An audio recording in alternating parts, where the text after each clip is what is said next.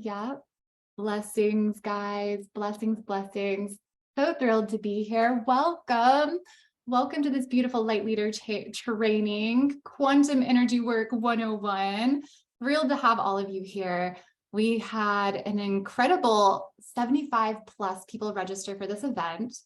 I wanted people to know that there was a replay available because it's summertime and schedules are wild in this now moment. So I'm deeply grateful for those of you that are able to make it live here with me. And for those that are watching the replay, welcome to this recording. We are in quantum, no time, no space. So we are all here together in this now moment. It doesn't matter if you're watching it tomorrow or in another year or so. Who knows where this replay will be by then. So thrilled to have you all here for those that are live, and sending so much love to those that are watching the replay.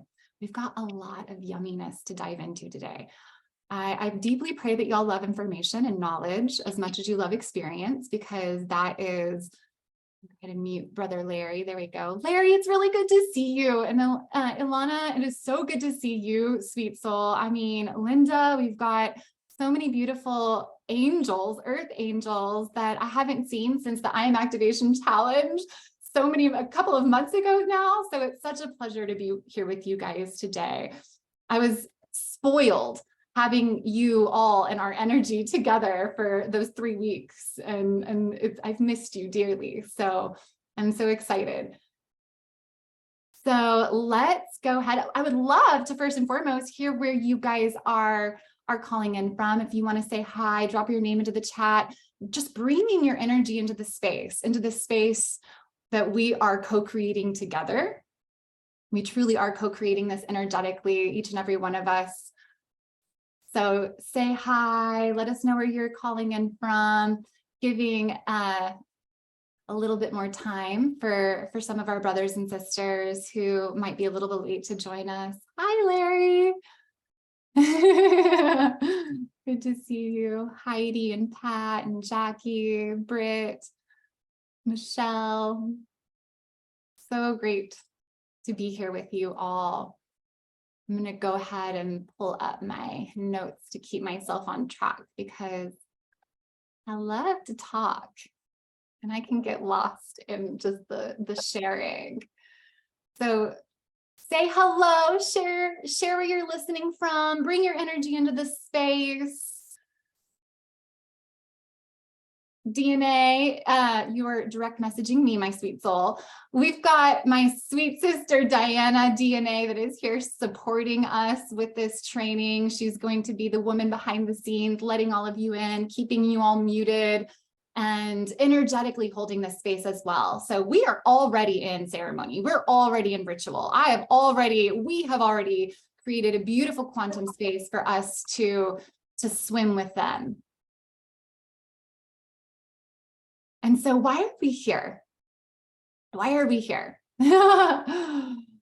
Well, let's talk a little bit before we get into, because we're going to open some sacred space we're actually going to open essentially with meditation and energy work.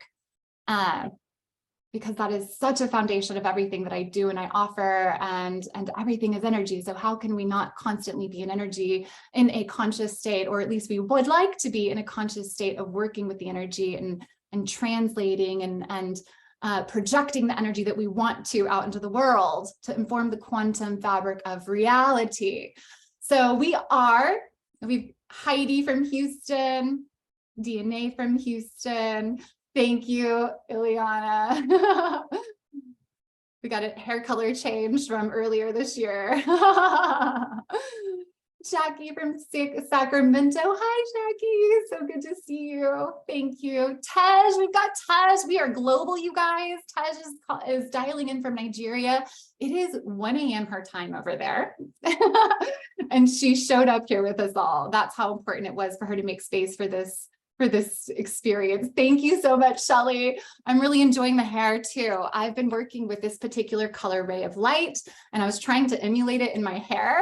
This is beautiful little Infinity Andara crystal that has become one of my very best friends. So we've got beautiful fifth dimensional frequencies from Lumeria here infused into our space. I've got crystals all around me, if you could only see them. Beautiful. So we are light workers. We are light beings, right? And what does that really mean? What does that mean?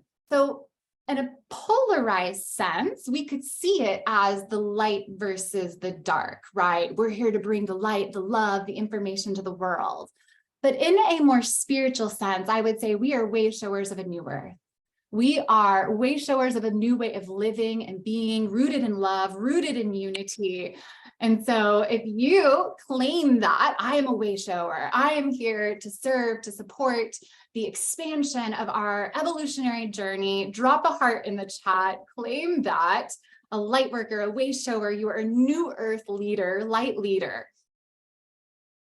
And in a more literal sense around being a light worker or a light being, we are actually made of energy. We are actually made of light energy, light and sound. And so we're in a time where we're really remembering and awakening to this beautiful fact and learning to work with light, learning to work with our life force energy as a necessary skill set for anybody who is interested in spiritual life mastery. The ascension journey, the healing journey is really rooted in learning how to work with consciously and deliberately the energy around us, and energy in its many, many, many beautiful, beautiful forms as well. Let me make sure, there we go. I'm going to come back to here. Okay, there we go. So we're going to get started now that I feel like we've got people settled into the space. We're actually going to get started by opening sacred space. We're going to get started with some energy work. So my invitation to you all is to, well, it just feels very relevant to say this now. Energy work can't be done wrong. I guess we could say in a way, right? As long as you're doing it from a heart-centered place, from a place of love, it doesn't matter how you direct energy, what symbols you utilize. There's really no wrong way to do it. So you probably have heard some from beautiful practices that you've added to your spiritual toolbox. And hopefully the practices that we do today maybe add to the practices that you're already utilizing, or just expand upon the practices, add new practices to your toolbox, or just new different ways of doing things. So I'm going to share with you the ways that I've learned to do certain practices. And my invitation to you is to know that there is no wrong way, and you can make these practices your own. So there's no need to like study and memorize the sequencing or the order, but just to know that, you know, if you're moving in from the place of your heart, that it's happening exactly as it's supposed to and should be. So if you're ready, I'm going to invite all of you to close down your beautiful, beautiful eyelids, and let's bring our awareness from the external world, which we've been inundated in all day today, into our internal space. And as you do, begin taking some of the biggest, deepest breaths that you have taken all day today, expanding your lower belly 360 degrees, expanding your lungs. Big breaths in and big breaths out. Breathing deeply into your heart, into the sacred space of your heart, the seat of your soul. Go ahead and set the intention to call back all of your energy, all of your power, and all soul fragments. Inviting your heart to act like a magnet as you call all parts of you back home. Inviting back your energy, your light and power back from all time, back from all space, realities, dimensions, peoples, and places. Collecting yourself fully, totally, and completely in this present now moment. The now moment is all there is. As you feel your energy coming back to you and you feel more collected and anchored in your being, we're going to go ahead and call upon our higher self, our oversoul, our I am presence to be closer to us now more than ever.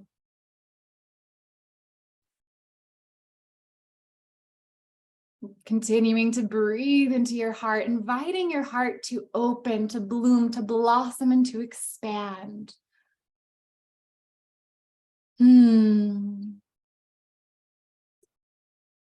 invite you now to visualize an infinity sign.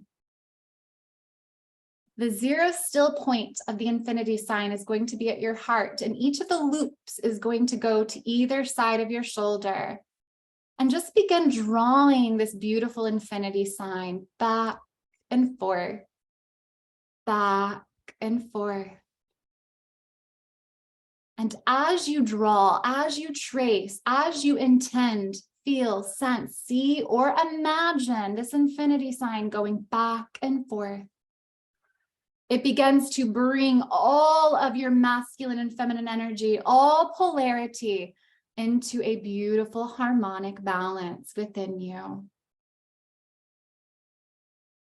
Expanding your heart even greater, even more. Balancing all of your energy. Coming back to that still point in the center of that infinity sign, in the center of your heart. Tapping now into the 0 point God matrix within you. Inviting this 0 point energy to emanate out of your heart now into every cell, every particle, subatomic particle of your being.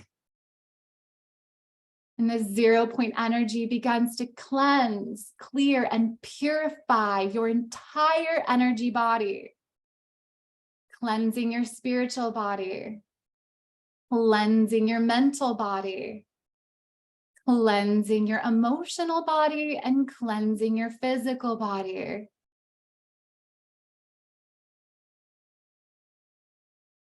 Now I invite you to now feel, sense, see, or imagine that seed of light beginning to move down through the center line of your body. Down through the center line and release out your root. Out your root and down through the earth's many layers, all the way to the center of Mother Earth.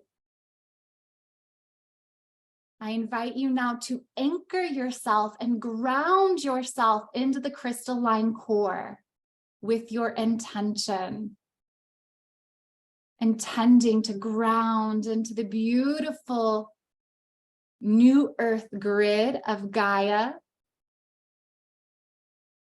like roots of a tree, begin expanding now through the ley lines and meridians and chakra systems of Gaia until you wrap all around the planet. Set the intention to further release any discordant energy that you picked up throughout your day, any thought patterns, any discordant emotions, perhaps anything that's not your own, releasing it all now back to Mother Earth to be transmuted back into usable love energy.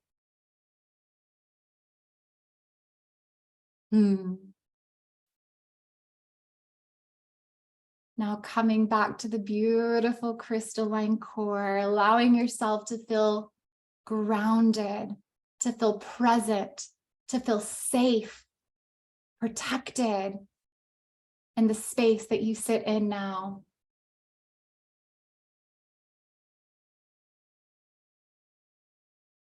In this space, you are safe. Now invite this beautiful platinum iridescent energy from the crystalline core of Gaia. Invite it back up now. Back up with that seed of light. Up, up, up, up, up, up. Until it lands 1 foot underneath you. This beautiful seed of light begins to spin. And as it does, it creates a platform of platinum light underneath your light body, underneath your physical body. This platform can be 4 to 6 feet in diameter. And we're going to invite now this platinum energy to begin rising up around you like a column of platinum light. It begins to rise up around your feet, around your knees, around your thighs, around your hips, your waist, your chest, your neck, your head.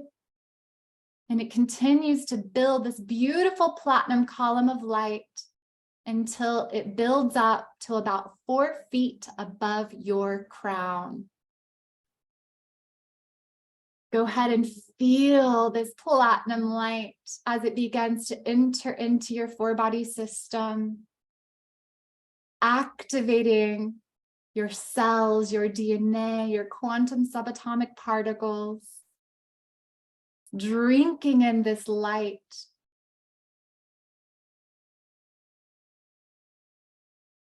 Bring your attention, your awareness back to that seed of light underneath you, 1 foot underneath you. And we're going to invite this seed of light now, this golden seed of light, to move up through your center chakra column. Inviting this light to move up, up, up into your root chakra.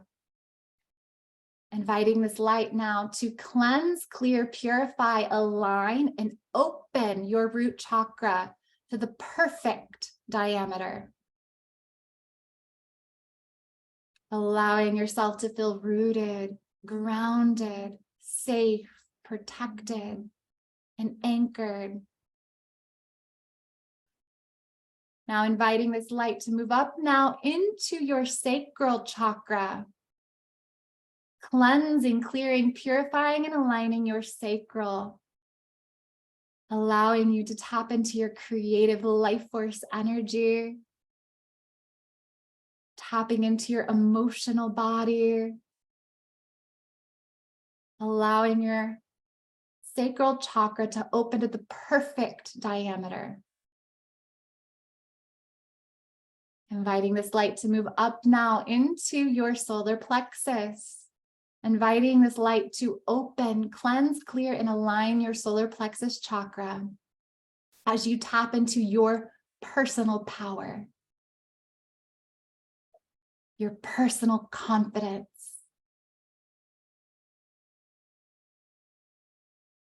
your personal identity as a unique aspect of source. Inviting this light to now move up into your heart, where it anchors into your heart space, aligning all of your lower chakras with the Earth's crystalline grid. Take a couple of deep breaths into your heart as you invite your heart to expand. On each breath in, your heart expands even greater, blooming and blossoming into even greater depths of divine love. We're going to breathe this light up now into your throat chakra, opening, cleansing, clearing, and aligning your throat, opening up to the perfect diameter in this now moment. Breathing this light up now into your third eye, opening, cleansing, clearing, and aligning your third eye. As you align your perception with divine perception, may you see and perceive through the lens of divine oneness. Breathing this light up now into the crown, beautiful violet crown, inviting your crown now to open, open, open, open, cleanse, clear, purify, and align to the perfect diameter.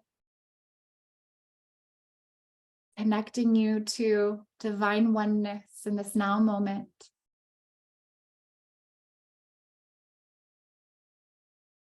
Bringing this energy now up out of your crown, all the way to the top of this beautiful column, the platinum column, 4 feet above you.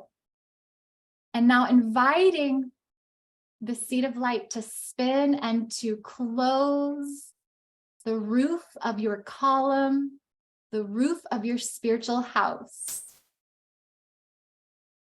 And we're going to program our energy fields now, your 12D shield.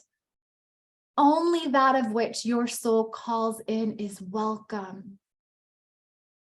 Only that which is for your soul's highest and greatest journey, evolution, and light.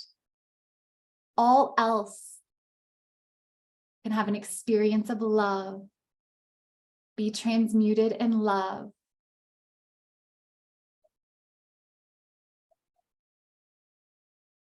We're going to anchor in multidimensionally now. So we're going to invite this light to continue past our 12D shield, all the way to our beautiful sun star, Solaris. We're going to connect into our sun portal, connecting to our solar system's archangels and the beautiful solar beings of the sun. We're going to travel now through the sun portal. We're going to travel to the central sun in the Palladian star system, connecting to our higher dimensional Palladian family and light, our own Palladian aspects, connecting to the Palladian archangels and the 12th dimensional Palladian collective. Moving through the portal, the sun star portal, to the Syrian great central sun.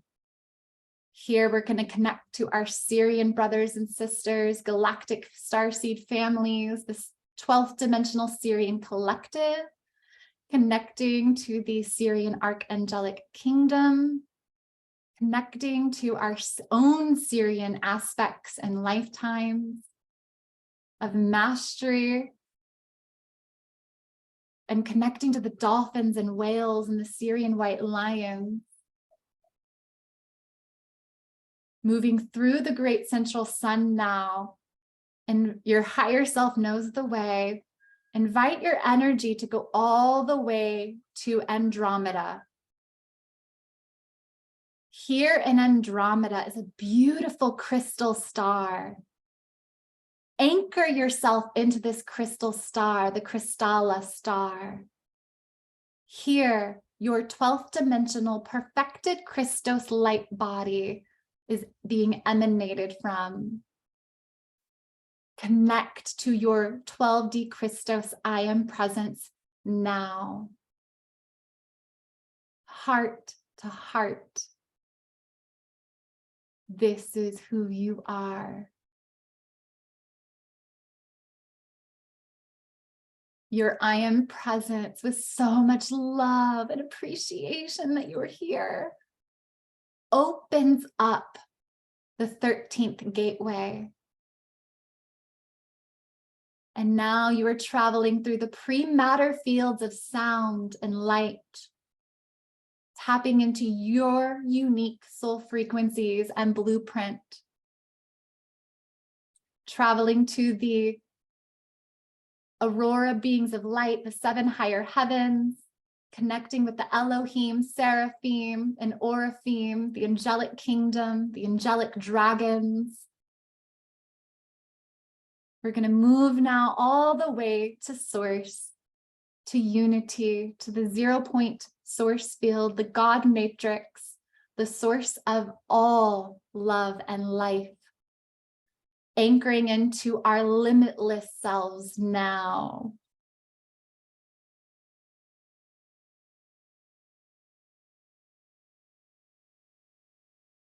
We're going to breathe all this beautiful 0-point source energy back down through the pre-matter fields of sound and light, through the Crystalla star and Andromeda, through the Syrian great central sun, through the Palladian central sun, back to our sun, Solaris, And now back down through the Earth's atmosphere, down into your crown, third eye, throat, and anchoring here into your heart space. Aligning your upper chakras with the ascension grid, the ascension frequencies of your own higher I am presence, your God, goddess self. And here in your heart, we're bringing heaven and earth together as you become a pure conduit and a channel for the purest love, light frequencies. Taking a deep breath into your heart. Let's take 2 more breaths in through the nose, out through the mouth, with an invitation to make a sound on the way out. Big breath in through the nose.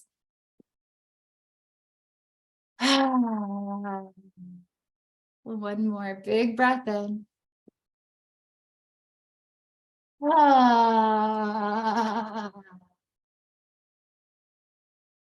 Sigh on the way out.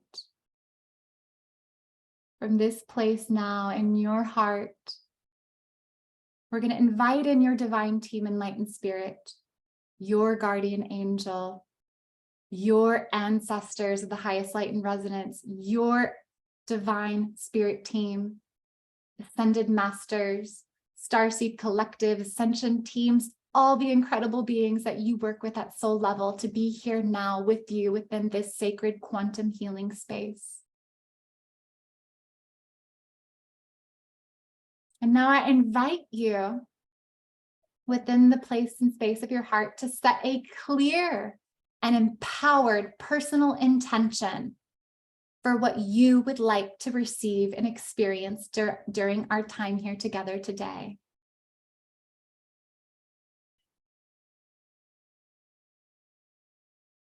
And it is my most sacred and heartfelt intention to be a pure conduit and channel for Source's love, light, and information to pour forth freely through my being into this sacred space and into the hearts, minds, and energy fields of those that are ready to receive.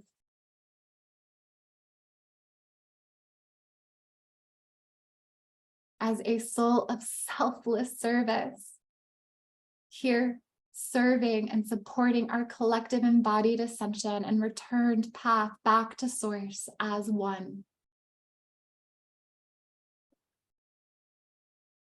Opening yourself up to receive all that is available for you here today, not just the words and the information, but the energetic frequencies, the information, the subtle energy beyond the words that are being spoken,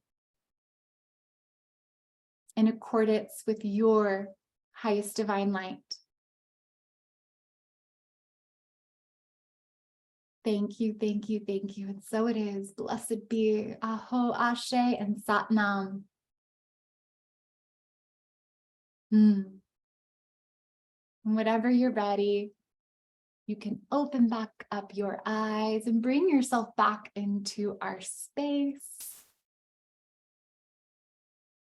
How do you feel, love? How was that experience for you? Please drop 1 word, 2 words in the chat. Let me know how you're feeling. Amazing. I love it, Ilana. Refreshed. So good. So we just completed our very first energy practices. You're already doing energy work. You're already working with light. You're already working with the quantum field to inform a new reality. You're already experiencing healing. Isn't that incredible? So the practices that we just underwent is a collection of practices. We're going to go into them in a little bit more depth within our training here today, but that was a multitude of practices all combined into one. And that really creates and build the foundation of your energy work toolbox.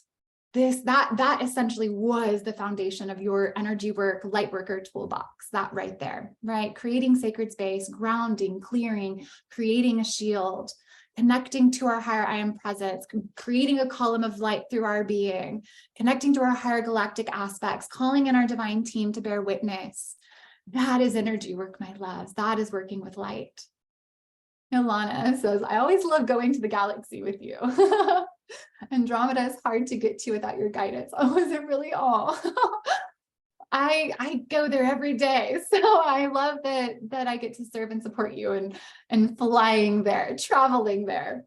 It's such a beautiful space. It really is. And that is where our Christos avatar cells, our higher I am blueprint resides. So it's such a beautiful space to anchor into daily. So before we get into the notes, I just want to share with you all, for those of you who don't know me, who am I? Who am I? I want to share, I love you too, so much, so much. So good to have you all here. So I want to share just real quick, a little bit about me and my story. So you know, for those of you who don't know me, for those of you who do, maybe there'll be something new for you here. So I began my journey as a good Christian girl. I was the straight A student in all upper level classes in honor society. I was in National Honor Society. I was in student council. I even ran for office and had an office in my earlier years. I was in Fellowship for Christian Athletes. I was in I was a young life leader. I went to church and Bible study. And then I went to college. And I like to say that I went from my good Christian girl years into my lost maiden years, which was such a necessary part of my journey. So I went to college, started drinking, started partying. And I like to say that I went from seeking external validation and approval from my parents and God in my earlier years. And then when I went to college, those weren't the people around me. And so I stopped caring so much what my parents and God thought about me. And I started caring so much more about what the world around me thought, my peers, and I began to drink, I began to party. I became very promiscuous. I started dressing very promiscuously and a really false sense of empowerment. And I became very heavily focused on the external world around me. And this very much carried over into my working years. And by the time I was 28 years old, I found myself on my 6th career change since graduating college, deeply seeking fulfillment and happiness in the work that I was doing. I had found myself I had moved to New York and that didn't pan out for me. And so I felt like I was on this failed career path, and I was drinking, still partying and going out 5 to 6 nights a week, worked hard, played very hard. And I was smoking marijuana every day. I was doing psychedelics in a non-healthy, beneficial way. I was doing drugs and I was partying. And I had actually gone through a very, very abusive breakup. And so I found myself living back at home at 28. And I had just undergone a complete career change again. And I was making less than $30,000 a year. And so I had no money to go out with my friends, the people who I thought to be my friends. And what I then realized was these people were not my friends. I was in a place and state where the relationships I had were surface area relationships. I had a lot of party, even the relationships I was in were kind of fueled and based off of drinking and partying and doing drugs. And here I am now making $30,000 a year, living at home, and I manifested an experience where I was sexually molested by my boss. And here I am living back at home, sleeping on my parents' couch one night, didn't have enough money to even buy weed at the time. And so, or alcohol or anything. So I went to their liquor cabinet and I found a bottle of wine and I downed a bottle of wine. And here I am on the couch, sleeping on the couch, their leather couch because there was bed bugs upstairs, and just in the most heavy, darkest place that I'd ever been in my entire life. And I was the victim. I was so the victim. I was pointing fingers at everybody around me. I was angry at God. I was angry at the world.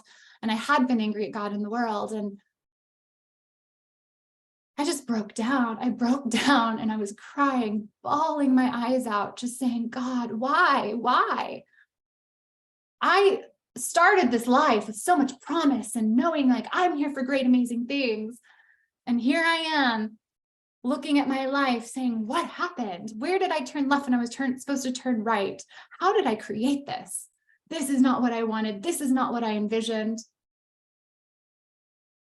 And in that moment, in the heaviest place I'd ever been, I prayed for the first time since probably since I had left for college. And I said, God, I don't know what's for me, but I know this isn't it. I know this isn't it. This isn't what life is meant to be. And I want more. I want more. And in that moment, in that heaviness, I felt a rush of light, a rush of energy. First time I'd ever felt energy. Didn't even know what that was, or I had no knowledge or understanding. But I felt a wave of peace, and I knew everything was going to be okay. I didn't know how, I didn't know what was to come, but I deeply knew that everything was going to be okay. And not a week later, I always loved reading when I was a kid. I collected bookmarks. It was the only thing I ever collected. You would always find me in every family vacation with a book in hand. I loved to read. And I stopped reading. And the only reading I had been doing at that point was for studying for different jobs that I was for commercial real estate license, for different, I did medical device sales. I did all sorts of fantastic sales jobs and roles. And so I've only studied and read for those purposes. And I was guided to read again, to pick up a book and read again. And I was really interested in the brain and neurology. And all of a sudden I found this book called Mind to Matter by Dawson Church. And I thought I was going to learn about the brain. And here I am learning about the quantum fabric of reality. Here I am learning about how our thoughts, our emotions create the reality in which we live in. And had I known that that was what I was going to be reading, I probably wouldn't have picked up the book. But I deeply felt this innate sense of knowing that this was true. This was true. And not only was this true, there was so much more to life than I realized and recognized.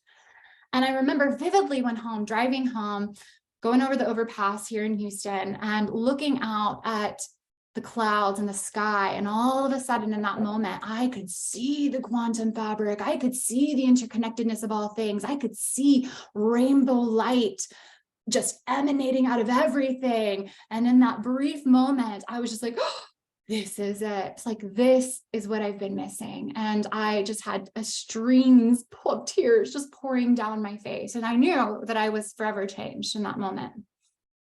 And really that took me on my journey of becoming. And so from there, I couldn't get enough. I prayed and I said, all right, clearly I don't know what I'm doing here. Clearly, I don't know what the truth is of reality. Clearly, there's a lot that we have been lied about, or we just clearly have not been told. And I want to know. I want to know the truth. The truth is a huge virtue for me. And I wanted to know. I'm ready. Tell me. And that was 2016. And 5-6 years now, I've been just diving into the esoteric, metaphysical, all the different religions that exist, science, and just finding how all of these things weave together in a beautiful, beautiful way. And so now today, I just feel so incredibly blessed that I was gifted the opportunity to leave my corporate job. I left commercial real estate, said goodbye, blew the McKiss, and said, time to follow my soul's path, time to follow what source is guiding me to do, to create. And it was scary, so scary to go from having insurance, having steady income, to this space of uncertainty. And quite literally, it was 6 months before I even knew a coaching and mentorship, this was even on my radar. I had no idea what was to come. And I just prayed. I just kept sitting there and prayed and prayed and prayed. And I said, show me, show me, show me, show me the next steps. And then one day the next step was revealed. And it was a training that I was invited into. And that beautiful training then led to me realizing that this is what I'm here to do, to teach, to share, to hold space, to invite others into their own innate remembrance of who they be, their own innate power, a reclamation of power at the highest levels. And beyond that, to really anchor in this wave of new earth, right? We're here anchoring in new earth, a new way of living and being. We are wave showers. And it's not easy, you guys. I'm sure you can relate. It's not easy to pave a new path. So thank you all. From my entire heart, body, and soul, thank you. Thank you, thank you, thank you for agreeing to be here, for volunteering, for raising your hand, and for incarnating into what is a pretty hostile work environment, if I do say so, and taking on some profound trauma, some profoundly difficult experiences in each of your lives. I know each of you has had just as difficult, hard, if not more difficult hardships that you've endured. And so thank you. Because through your own healing, you are healing your entire family lineage, you are healing thousands of ancestors. And then you are a walking carrier of these light codes, healing all beings that you come into contact with, offering them rather that healing for themselves. Really, there are no healers. I use the word healing because it's what we know. But I really love the word holing, because we're coming back into wholeness, the wholeness that we already are. So I'm just so grateful to be here. When I first learned Angelic Reiki many years ago, I never thought I would be actually facilitating, energy work training and Lightworker training. But here I am, and Spirit, God, the divine, was very, very clear that this is what is being, what people are wanting right now. And we had over 75 people register for this experience. And so it's just beautiful confirmation that people are wanting to learn more. And they're wanting to learn how they can not only come back into greater healing, wholeness, and consciousness expansion in themselves, but then to turn around and offer that to others. So I'm really excited. I consider myself now a human potential activator. And really, again, it is, my desire is to just be a mirror for what's already within you, my love. So I am sharing my perspective of truth, what I have learned, what I have remembered. And I love to bring that forward because it is meant to spark a remembrance of your truth within. Truths are really one, but paths are many. And really the one truth is the truth of God, source, the divine. And we are each experiencing a perspective of that one truth. So take what resonates and leave what doesn't. Thank you, Tej. Thank you. So I truly love to anchor spiritual life mastery, holistic spiritual life mastery, right? We are a multidimensional beings. Spiritual life mastery doesn't look like just mastering our thoughts, doesn't look like just mastering our emotions. It doesn't look like just mastering our energy. It's so much more than that. So how can we truly become anchor into the lives and remembrance of mastery that we're already living? So let's dive into all the yumminess that we have, because it really is a lot. We've got a lot of information. I'm going to pull up my notes, share this with you. All right. Quantum Energy Work 101. So we already opened our sacred space with an energy presence practice. We connected into our heart fields and opened ourselves up to receive with beautiful intentions. quick little overview of what we've got going on to discuss. We are going to talk, obviously, about how everything is intelligent energy. We're going to discuss quantum energy principles, how to biohack your energy levels, electromagnetic polarity, your body's energetic pathways, energy work, energy management, how to direct energy, energy healing and alchemy, your Lightworker essentials toolbox, Reiki energy healing, and then we're going to experience a personal and planetary energy healing and activation. And then at the very end, I got a special offer for you for an additional Lightworker training and energy healing certification if this feels, if you feel called to it. If you wish to understand the secrets of the universe, think of energy, frequency, and vibration. Nikola Tesla.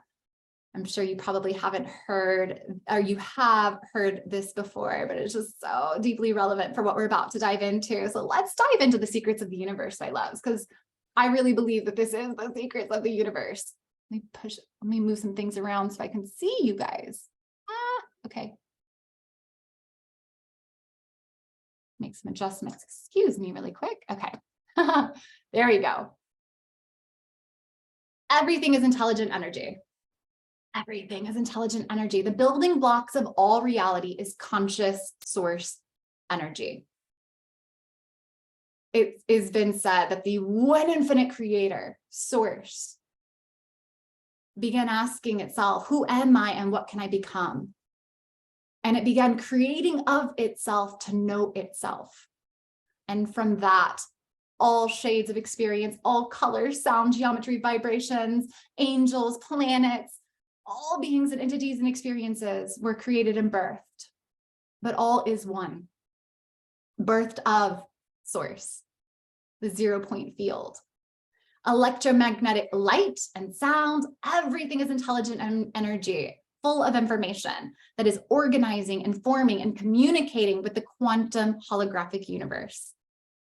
And we'll talk about those concepts a little bit more and later in the training. So when you increase your capacity to hold and channel life force energy, you increase your consciousness. And this is the evolutionary ascension journey, your return path back to source. Let's talk about the science, right? So quantum physics now is proving what so many beautiful spiritual, esoteric communities and lineages is the word that wants to be used, have known since the beginning of time, since the beginning of humanity, that everything is energy. The building blocks of physical reality is energetic. Atoms, they consist of a series of electromagnetic fields containing waves and particles that upon observation emerge from the quantum field of possibilities. So what we perceive as physical matter is actually a holographic illusion of energy, light, and sound that is slowed down to a vibrational frequency that we can actually see or perceive it, whether that be hearing or witnessing through our eyes. Spirituality. So most of the world's ancient cultures have an equivalent to the word to describe the subtle universal energy or vital life force energy that is animating and breathing all life into existence. So the energy of life itself is a balance of yin and yang, or positive and negative electromagnetic energy, which flows through everything, which flows through all of creation. So thousands of years, they've been utilizing the word prana, which is known as the universal life-giving force or breath of life. And it is a mainstay in Hindu, Ayurvedic, Hatha, and Kundalini and Tantric yoga traditions. So Diana, can you please clean up the line? Never mind, I got it. Okay. So yeah, Ayurvedic, Hatha, yoga, Kundalini yoga, Tantric yoga traditions, all of these are working with prana. Prana is known as like the breath of life. The breath itself is not prana. The breath, though, carries the universal life force energy that is qi or prana, the life-giving force of all reality. And then in the Chinese traditions, qi, or you can see it's actually spelled with a qi or ki, is the underlying underlying principle of Taoism and Chinese medicine. So your acupuncture and your martial arts. So physical energy is perceivable by the physical senses. We are only capable of registering 0.0035% of the electromagnetic spectrum. That means, my loves, that we are blind to over 99% of reality. 99% of reality we cannot see, we cannot perceive. So subtle or etheric or ethereal energy is the energy that is outside of our physical range of senses. And this energy can be perceived through our intuitive inner clear senses, our psychic abilities. Our intuition is consciousness and communication. So our intuitive capabilities is our ability to read and perceive consciousness. Let's talk about some quantum energy principles here. So the reason why this is so important is because it really helps us understand how energy works. Because we often do distant Reiki, right? We don't even have to be in the same space for me to offer you energy healing or love. And so how does this work? Well, the quantum unified field. So all physical reality is birthed from this vibrational field of information. Quantum entanglement shows us that everything is connected. So quantum entanglement, through different studies in quantum physics, particles, once they are connected, they are instantaneously able to communicate with one another across any distance, which is essentially the one below it, non-locality, instantaneous communication. Albert Einstein called this spooky action at a distance. He was very against and confused by quantum entanglement because it meant that something was not limited by time and space, meaning something is faster than the speed of light. How can that be, right? E equals mc squared. How can that be? So before the Big Bang, the universe existed interconnected all as one. So essentially at the quantum level of our being, we are entangled with everything that exists, all reality. Let's talk about the observer effect. So consciousness manifests matter. So particles behave as a wave until they're observed, meaning all reality exists as a probable possibility until consciousness observes the wave function and collapses it into a particle, an observable reality. So by focusing your consciousness, you can deliberately choose the reality you want to observe manifested. So this is how quantum creation happens. This is how, essentially the law of attraction, the law of resonance, the law of cause and effect, all of those beautiful laws of our reality go into play to create the reality in which we live in. 0 point energy. So it was originally believed that space was just space, right? Now with the new studies in quantum physics, we know that is not true. They have been able to test space, and in a single cubic meter of space, there's enough energy to boil all the oceans in the world. In other words, space is not empty, but it is instead full of 0 point energy. It's full of possibilities. So within this quantum space, all possibilities exist in the here and now. And it is our choice as to what we tune into to observe. So let's talk about the quantum jump. So electrons, or manifested reality, they instantaneously jump from one orbit to another. This is kind of the OG in quantum weirdness. So instantaneously, they'll jump from one orbit to another. And to jump from a closer orbit, so here they are, right? We've got here's the atom, and we've got the electrons are going around what we perceive to be the nucleus. So it's really just a bunch of wave fields. And so to jump from one field to a higher, more expanded field, energy is required. So the electrons will absorb the energy and then jump instantaneously. That is a quantum jump, which is something that you too can experience in your reality. So in other words, jumping creates more space in your cell experience. What is space? Space is 0-point potential energy. So it's the quantum fabric of reality. So when we jump to a higher space, we're creating more possibility in our reality. That's how all of the quantum, how that works, the quantum jump aspect works. So holographic universe. What is a holograph? A holograph means that every independent particle contained in a hologram reflects and mirrors and contains the information of the entire pattern. This means that every cell in your body is actually encoded with the blueprint of the entire universe, which is incredible and really beautiful. Parallel universe and infinite timelines.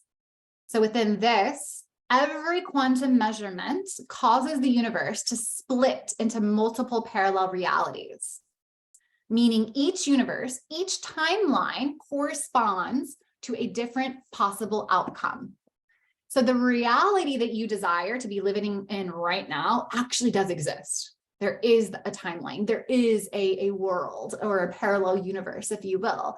So to experience that reality in this now moment, all you have to do is perceive a different frequency bandwidth. So why am I bringing all these quantum concepts forward? Because you, my love, can experience instantaneous healing. Miracles are possible within the quantum understanding of reality. We live in a quantum universe. We are quantum beings. In fact, we are not separate from the quantum fabric of reality, from the quantum field. Because if you think about it, our electrons are constantly emerging from the quantum field. So we are constantly emerging from the quantum field in every now moment. So we are not separate from the quantum field, the quantum fabric of reality from which all reality is birthed, the quantum field of unlimited possibilities. And all of these concepts are deeply, deeply important in understanding how energy work, energy healing, energy activation, quantum leaps, instantaneous healing, distance healing can happen. Can occur. And it's just quite amazing that we actually have the science. I consider quantum physics to be the science of consciousness. And many of the fathers of quantum science, agree that consciousness is the underlying fabric of reality. And that physical matter is but a consequence, if you will, of consciousness, of these interlaced electromagnetic fields of light and sound. So our cells are specialized to conduct electrical currents, and our body works as a battery, converting charged ions into electricity.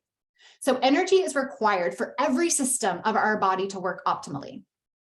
Your overall physical, mental, emotional, and spiritual health and well-being is directly related to your intake, flow, and management of your life force energy, your chi or prana throughout your body. So the source of all chronic pain, disease, anxiety, depression, mental illness, all of it is energetic. It's an energetic imbalance. Stuck, discordant energy in your energy body, in your physical body. So the ascension, the evolutionary process requires you to build up your energy body with practices that help you increase your daily voltage. Regular energy work supports you in holding a higher frequency or charge that allows you to generate greater flow of life force energy through your body for optimal health and wellness. I'm going to pull up the chat just in case any questions pop up, which, by the way, you are more than welcome to pop in any questions as they arise. So I just want to bring that forward. Biohacking your energy levels. So there's many different states in which we are bringing forth energy into our body. So one is having a diverse energy sources, right? So we know water, food, sun, those forms of energy are deeply nourishing to the physical body, but they're deeply nourishing to the spiritual body as well, and the mental body and the emotional body. I got a little breath work, sound, All of these are beautiful sources of energy, food, organic foods. And so we really want to have a consistent energy intake. And that doesn't necessarily mean food or water either. Well, water, please. Yes. That doesn't necessarily mean food though. Yes to water, yes to breath, and yes to sunlight. And so not only a consistent energy take, because, not just, for example, the energy, let's say the energy of energy work or even meditation. Oftentimes we'll do our meditation in the morning and we think that's it. That's just going to carry us through our day. So truly the art of mastering your energy requires you to have consistent energy alignment. So we might be in a beautiful state of meditation in the morning and we feel on top of the world, tapped into our higher I am presence. And then we go out into the world and then something happens. We get our coffee spills or somebody rear ends us and it throws us off. So we are the true energy mastery lies not in the one-time meditation in the morning, but really it lies in the art of what I call micro alignment, being able to consistently take in energy and micro align throughout your day and making sure you're asking yourself, what kind of energy is my body asking for? So I used to find it where I would just find myself walking downstairs and I would just be eating and really that's not the kind of energy my body needed. And then I found myself overeating and eating things I didn't need. And my body just needed some breath. It needed some sun. It needed to be grounded. So if you find yourself stagnant or stuck or your mind's, feeling cloudy, you're sitting at your computer or wherever you might be, or you're in in an engagement with somebody and the conversation just doesn't feel good. The real true key is becoming so self-aware that we notice when our energy is off, and then we're able to tune into what it is that we're needing in that now moment and give ourselves that. Yes, micro alignment. It's such a beautiful hack. I like that word too.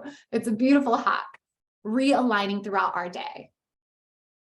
So the next is really the energy flow in our body. So energy flow is crucial to optimal health. It's crucial to optimal health, again, and across your physical, mental, emotional body. So we'll talk more about that. And that's really what the energy work that we do is doing. It's allowing that energy of your electromagnetic field to build, increasing the voltage, increasing your capacity to hold more light, expanding your soul's container. And in that also, it's the cleansing, clearing, and purifying through number 5, daily energy alchemy and healing, clearing out the gunk, clearing out the debris, clearing out all that is arising to be healed and held in a place of love and to be reintegrated back into our soul being. Daily energy management, so managing our energy, we'll get into that a little bit more later as well. And then of course, our energy regeneration. So biohacking your energy levels at all levels. So electromagnetic polarity. This is the duality, if you will. Well, duality, no, the polarity of our universe. So we have positive, which is the masculine energy, and negative, which is the feminine energy. So our positive negative polarity actually creates a push and pull that manifests movement and energy flow within our universe. If we just had 0 point energy, everything would just be stagnant. We would have no flow. And so if you're familiar with the God source trinity of the divine mother, the divine father, and the Christed child, the divine father is the magnetic, or is the masculine energy. It's the positive, meaning it goes out.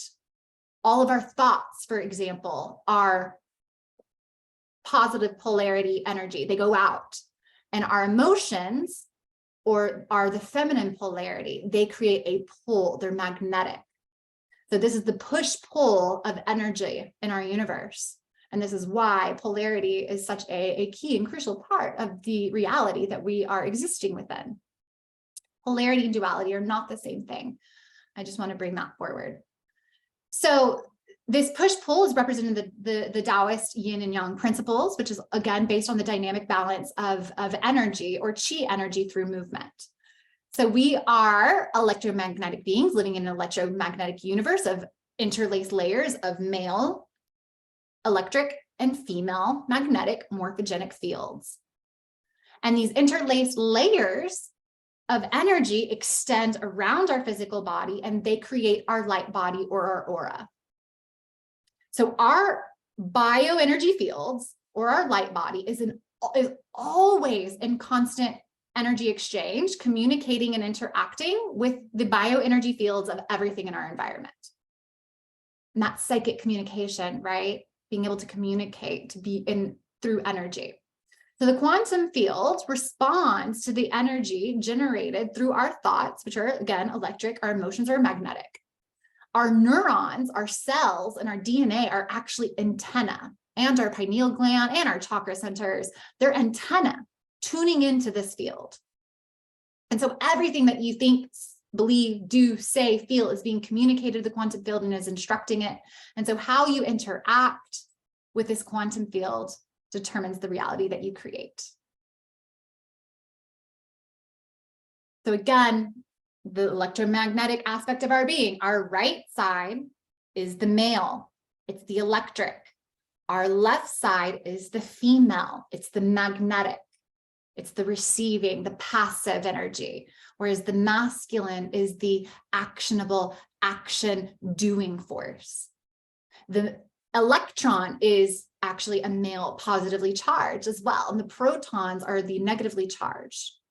And so energy actually comes down and through our central channel, just like through our chakra center, like we did in our energy work at the beginning, and it flows up and down the spine, up and down, and it actually creates, see this toroidal field? It creates this beautiful toroidal field of energy all around us. So we literally become conduits and channels of this energy. Getting into the body's energetic pathways even greater. So prana, the Indian pranic energy, they mapped out the nadis, the nadi system. So our energy flows through the body, just very similar to how it flows and how our nervous system flows. It actually looks very similar. It branches out like a tree. And there are different numbers shared for different traditions, but the overall idea is that there's around 72,000 or so nadis throughout the energy body, and they all converge and intersect at the chakra system. At the chakras in the center, at the chakra wheels. So prana, air, life force, it actually affects the quality of our thoughts, our emotions, and consciousness. And so the yogic philosophy actually describes a connection between the fluctuations of our thoughts and the fluctuations of energy. So thus, if one has mastered the control of prana, you've mastered your thoughts, you've mastered your life force. The Taoists were able to map in even greater and more finer detail the workings of the energy body, and they made numerous distinctions between the kinds of energy. So in the pranic traditions, they have about 5 different kinds of prana, life force energy. And then the Taoists were able to find even more than that. The main ones that we want to bring forward is the yin yang, so the primordial masculine and feminine energies, which is mostly what we're going to work with. And then they also brought forth like the heaven chi, which is like the breath, that's the heaven or the sun.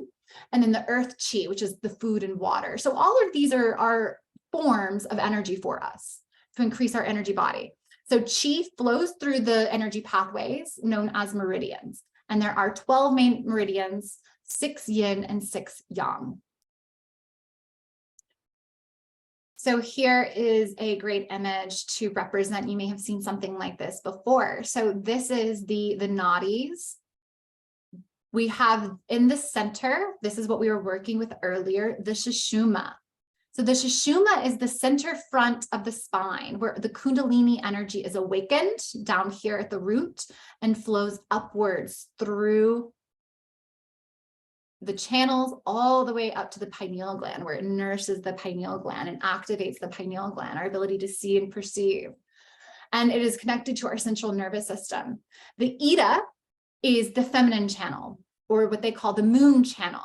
So the Ida is on the left side of the spine, again, the left side being the feminine side.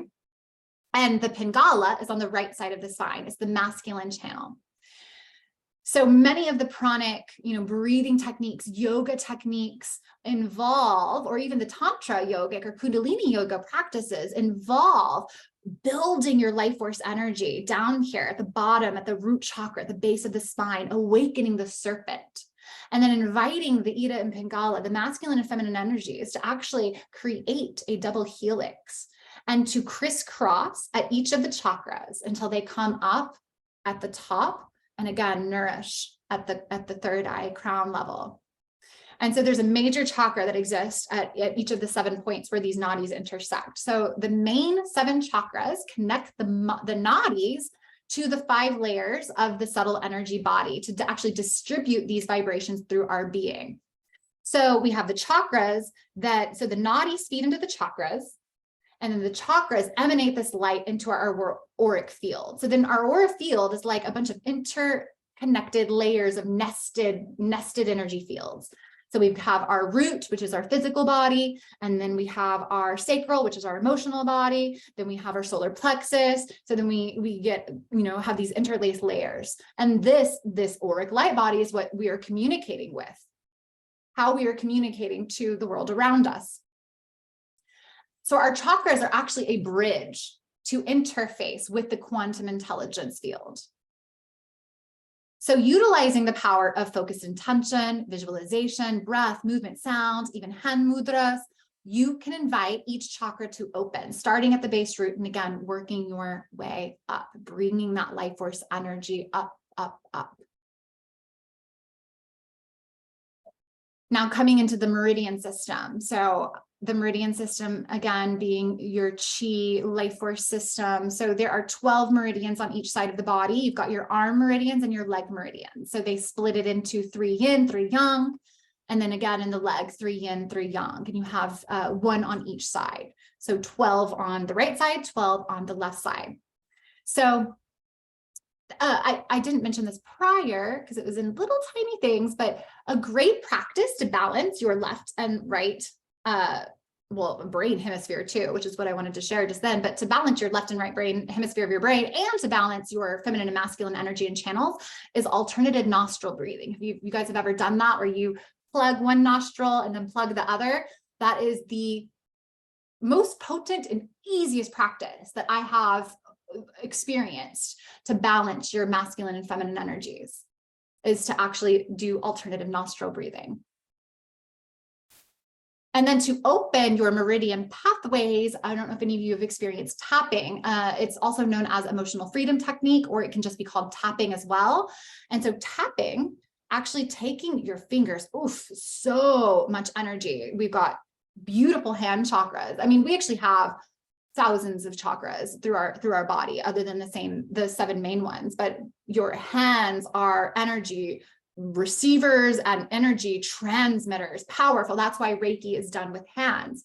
So tapping, utilizing your fingers and tapping on your face, tapping on these beautiful meridian lines here on your chest, here underneath your arm. Tapping on these tapping points is a beautiful way, a very deeply effective and just simple way to actually open up those meridian pathways. And so if you were to sit here and just tap for 5 minutes, in fact, if anybody feels called to do so, I invite you to go ahead and just kind of tap around the top of your head, tap around and just allowing yourself to inviting these meridians to open, inviting the energy to flow through the energy pathways, and just tap all around your head, even at the base of where the occipital region is. You can tap in between your brow. You can tap underneath your eyes, the corners of your eyes. You can tap it on your chin and under your nose.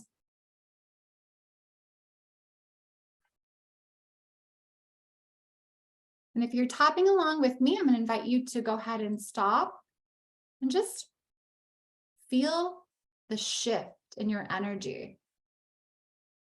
Do you feel a tingling sensation? Perhaps a little bit more buzzy or open, perhaps more calm. Tapping is such an incredible practice. Tapping is such an incredible practice, such an easy practice too. So let's talk about energy work. So energy work is an active meditation. Energy medicine or energy healing is energy work with an intention to release discordant energy from the body so that you can come back into wholeness.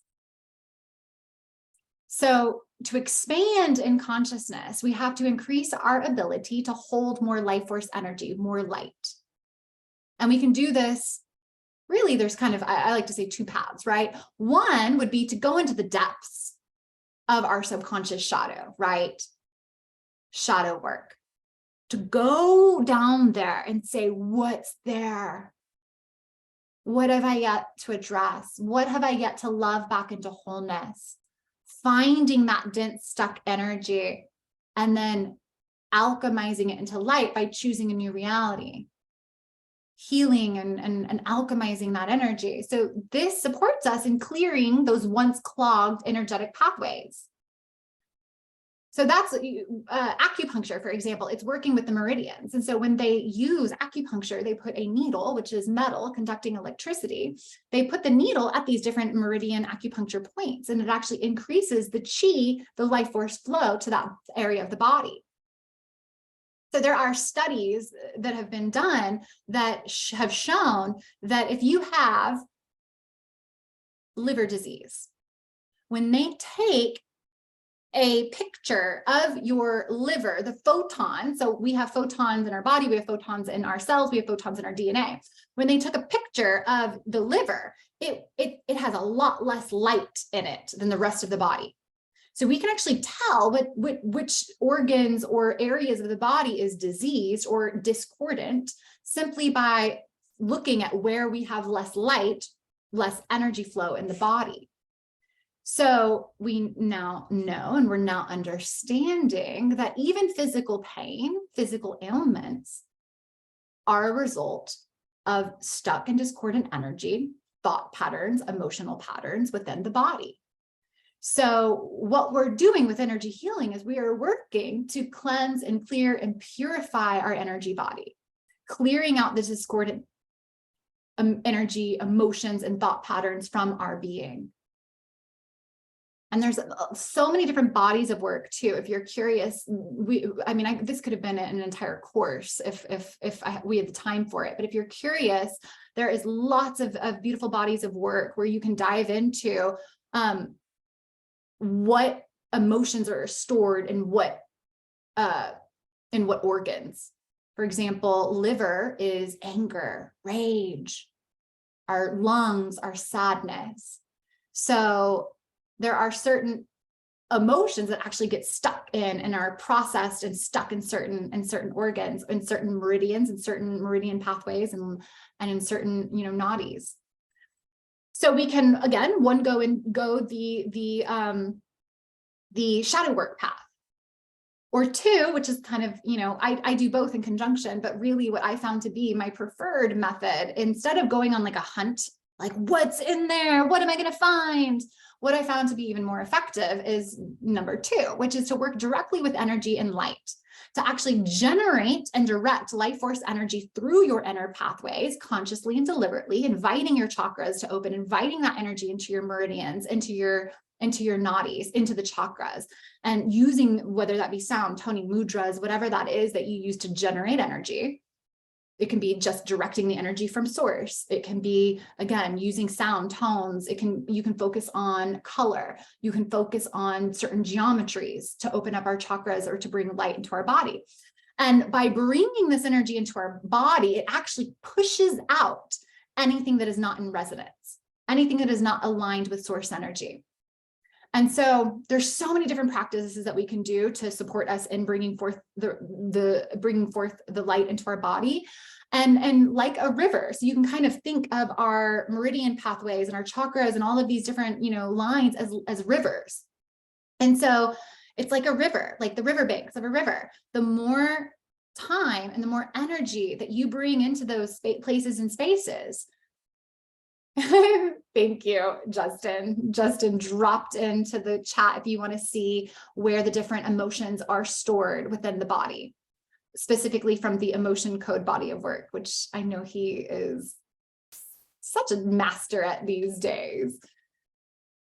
So the emotion code is a great body of work if you're not familiar with it. There's books that you can tap into and perform these practices yourself. So like a river, over time with practice, the riverbed widens and our capacity to hold and channel this creative life force energy through our being increases, and we become greater conduits of light. I want to say that light and information are one and the same. Light carries information. Light, love carries information. Light and love are actually one and the same. And so when we bring forth more light, we bring forth more information, more source information, more of our soul's true blueprint, more of source consciousness. And we allow this information to be disseminated in all that we do and create and interact with. So energy work is a foundational spiritual life mastery practice. It really is foundational. It stirs up and it brings up to the surface everything that is ready to be processed, integrated, and healed into wholeness.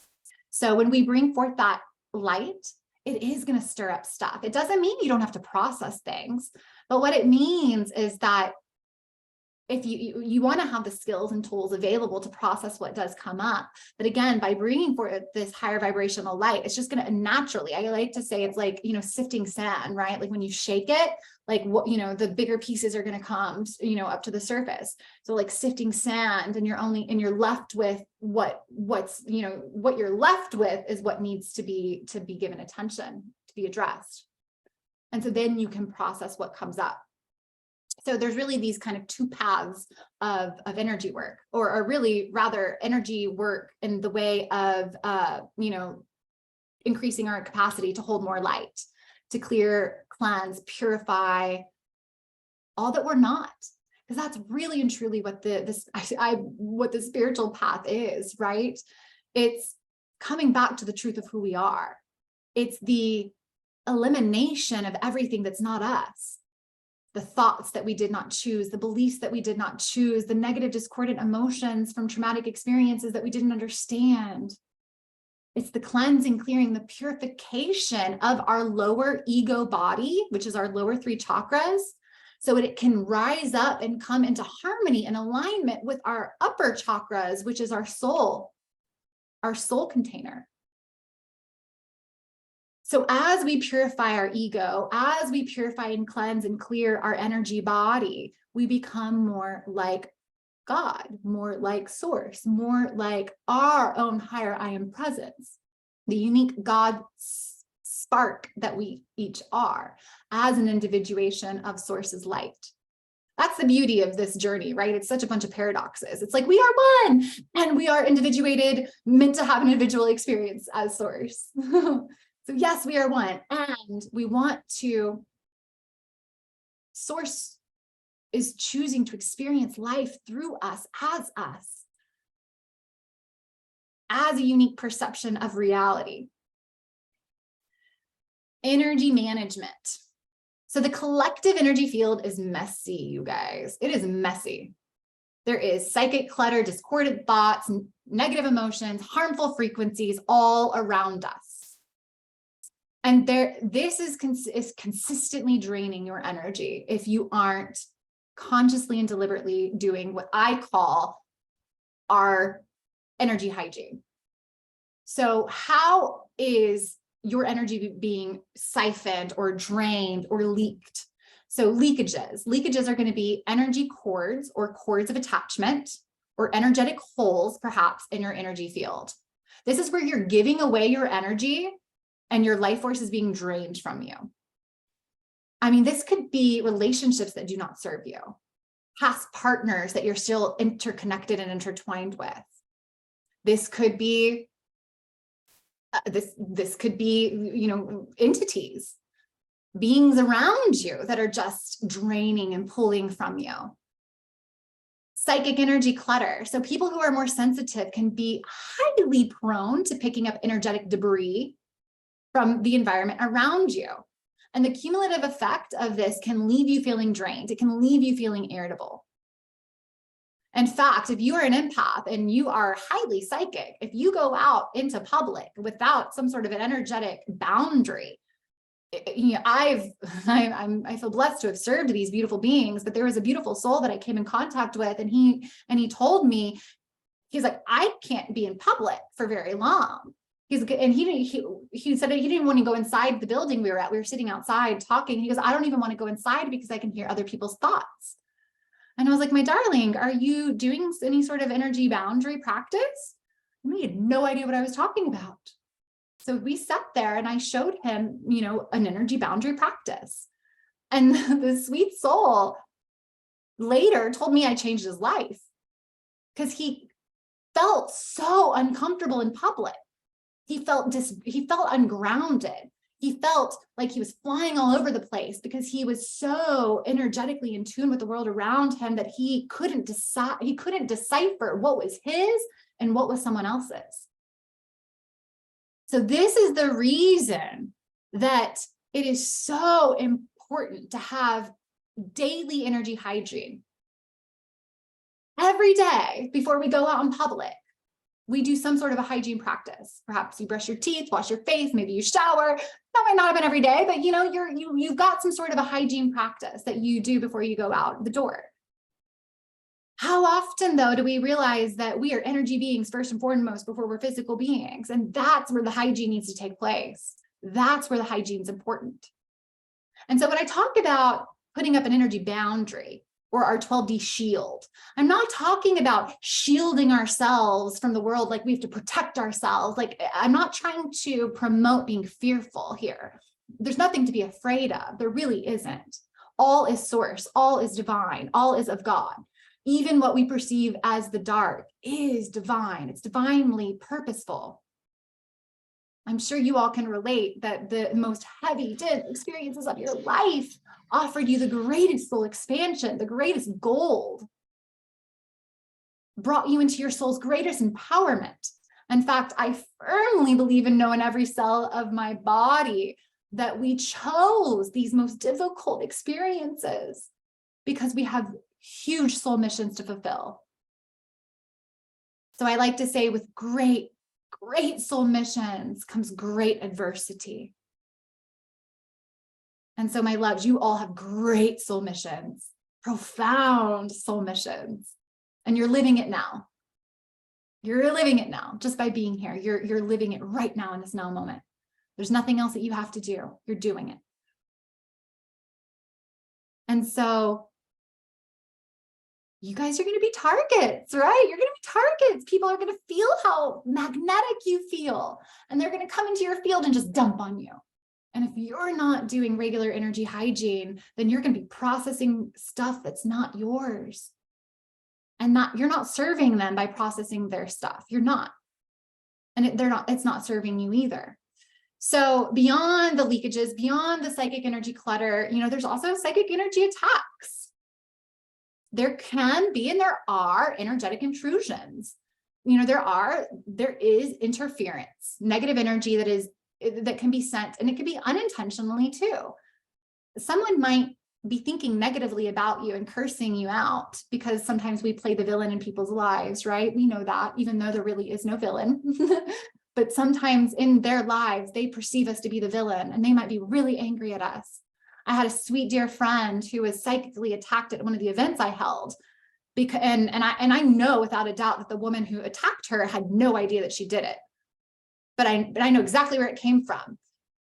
But what was so beautiful is because my sweet sister, because she experienced that, what she realized is her energetic hygiene wasn't very clean, and so the invitation was in that lesson. What for her was, she needs to increase her practices. She needs to be doing her practices every day. It's not oh, you've reached a certain level of spirituality, so you don't have to do these things anymore. No, mastery comes from not just doing these practices when we think we need them, but doing these practices as an embodied way of living and being, not just talking about it, but taking action every day.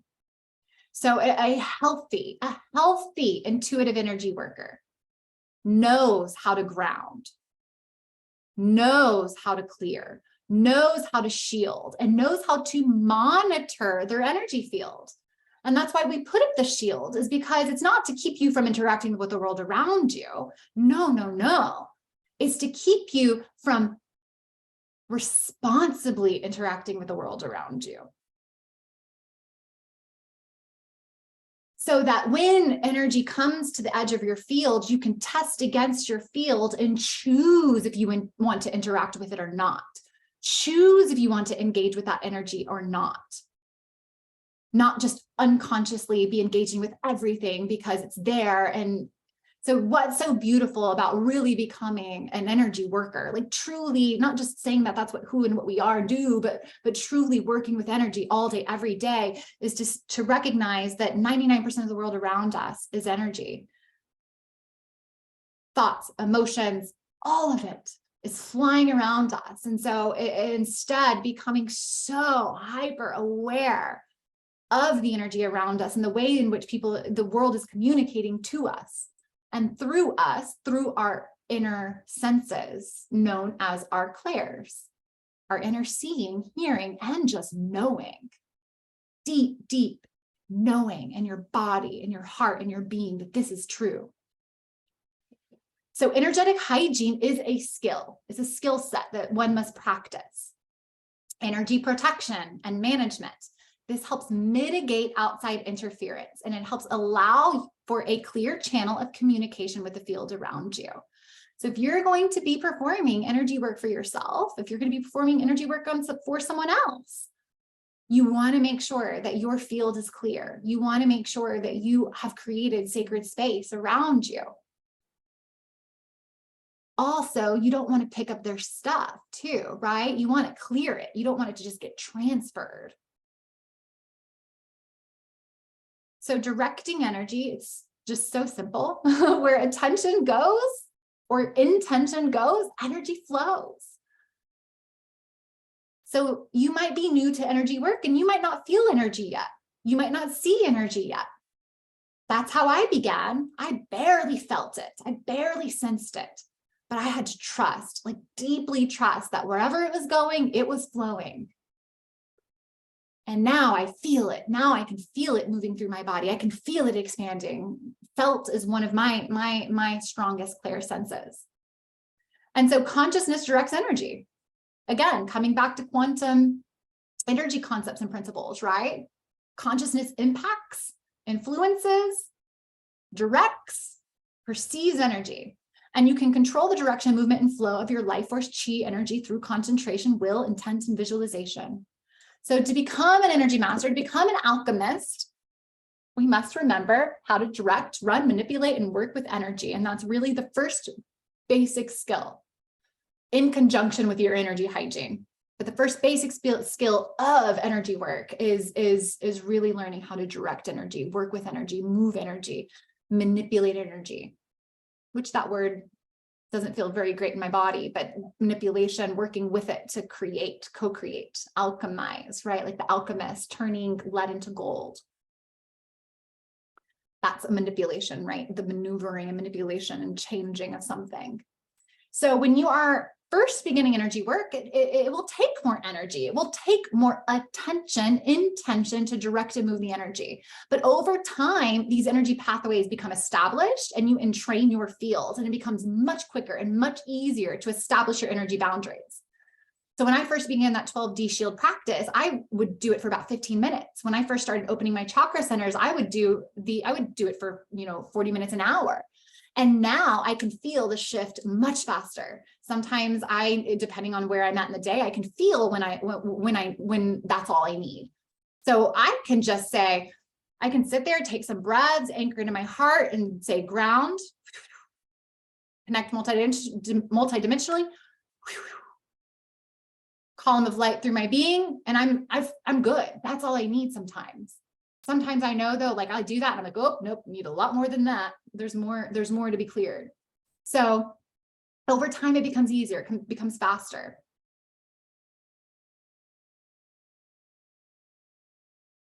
So love is the key, right? It really is the key to everything. Love is all there is. Love is the answer to everything.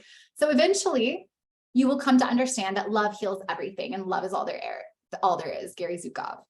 So love is, I don't want to say a radiating, I want to say it's the radiating. Love is the radiating, strengthening, and unifying force, spiraling in an upward movement towards the central point of oneness. The force of love naturally aligns itself back into unity with the 0-point source field, which is the unified heart of the universe. So love, like any emotion, is magnetic, meaning it brings things together. So love is unifying. The universe is love. So when we are tapped into unconditional omni love, we are in resonance with God's source. And this is what allows a free-flowing energy exchange of information. And this is what allows the most potent healing and holding frequencies to be received. So disease signifies disharmony, and love renews and restores that inner harmony by attuning every cell in the body to its natural perfected state. So again, at the deepest level, healing is simply a return to the source of our being, to the truth of who we already are. That's the remembrance. So there was a beautiful study done. So sometimes it just helps, you know, we are masculine and feminine. We are both of these energies, right? And the masculine is the logic. The feminine is the intuitive. So the logical side of our brain likes to sometimes, it likes the hard evidence. So there was a beautiful study done, Dr. Glenn Ryan, he took cells from a placenta and he projected anger at these cells. And when he did, the DNA unwound and the cells died. Same cells, love energy, love frequencies. And the DNA rewound itself and returned to wholeness and healed itself. So it's just, we can send healing energy, loving energy to anybody, to anything, because it's harmonious. And that harmonious energy, the highest frequency that exists, is going to bring everything back into its perfect balance, its perfected state of source, as it was meant to be. So this is how most of your energy work practices are working, and why it's so crucial for us to activate the heart, the seat of our soul. And this wants to be shared here. There is a difference between the love that we experience for another person and being in this physical world and the love that is the divine. And not just the difference as in its omni, unconditional love, but there actually is a field. So this is getting into the esoteric cosmology of our universe. This is kind of how it happened. So here's the one unified field of all things, right? And kind of, you know, make it, you know, personifying it. It was as if this unified field's heart, or creator source's heart, beat one time. And from this one heartbeat was a field of love and grace that we can liken, or what I like to call, the womb of the cosmic mother. This was the womb of the cosmic mother from which all things were birthed. And from this field, this vibrational field, white light was birthed. And then from this white light, then the field of love is the organizing field. It then structured white light and fragmented it out like through a prism into the colors, the shades of color. And so when we talk about light and we're talking about the archangels are an emanation of God's light. The archangels are actually each one of these rays of light. They are not separate from God. They're not separate from source, as we are not either. And then so from this light created all the dimensional realities, created sound, created color, created geometry, and then everything else was birthed. So love truly is the foundation of everything. It truly is all that there is. This beautiful underlying field of love and grace, the womb of the cosmic mother from which all things were birthed. So yeah, that wanted to just come forward there to just give some more feeling into like this truly cosmic force that is love. This unifying force that is love, that brings us all together, right? So we started this beautiful experience with the energy practice. And so I'm going to kind of break down what we did, but this is your Lightworker Essentials Toolbox, my love. These practices are the most important foundational daily energy practices for your holistic healing, for your consciousness expansion, for spiritual life mastery.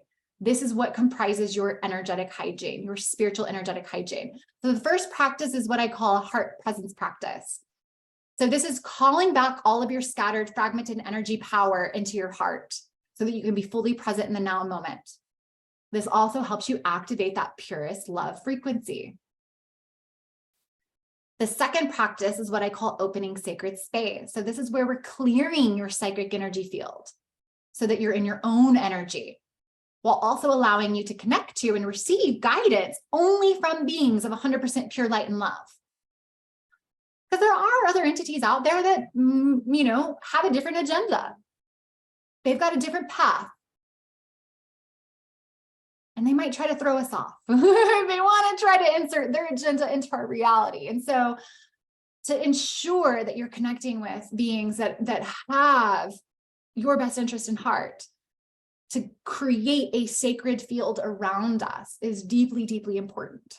If you do any divination practices, if you do any channeling practices, if you're doing any practices where you're communicating to your higher self or your guides, your divine team, again, you want to make sure that that's the only responses you're receiving, that there's not other energies in your space that's clouding your connection. And so energy hygiene and creating sacred space is so important. And this should be really utilized before every meditation, every activation, every healing, divination practice that you're guiding for yourself or others. So I opened sacred space before we got on this call with my sweet sister DNA, who's helping us anchor in these frequencies as well. And then we created sacred space again together. I have a whole slew of amazing angels here that I love deeply and profoundly, that are all journeying with me that in my 6-month program called the New Earth Ascension Academy. And you can ask them every time I do a module, what do? I create sacred space first. We ground, we anchor, I call their energy back, and we open up space because I want them to be open and available and ready to receive. I want them to be fully present for whatever transmission is about to come forward. I do that for me. I do that for them. I do this throughout the day to just re-anchor. If I have multiple sessions in a day, multiple clients that I'm meeting with, I am going to clear myself and ground and anchor and create sacred space between every single one.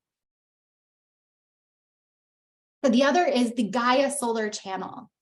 So this is where we ground in the crystalline earth star chakra of Gaia, and then we anchor in multidimensionally into unity consciousness.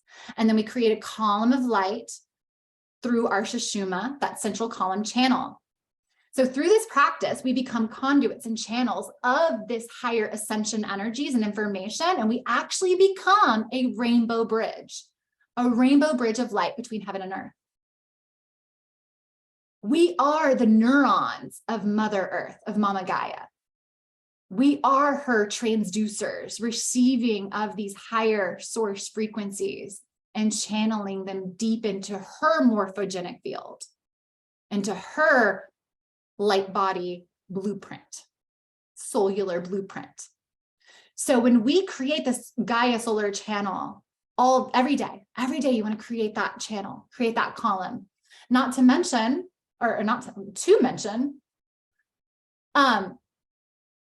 when we ground and anchor into Mother Earth with our grounding cord, yes, becoming a rainbow bridge, Dustin.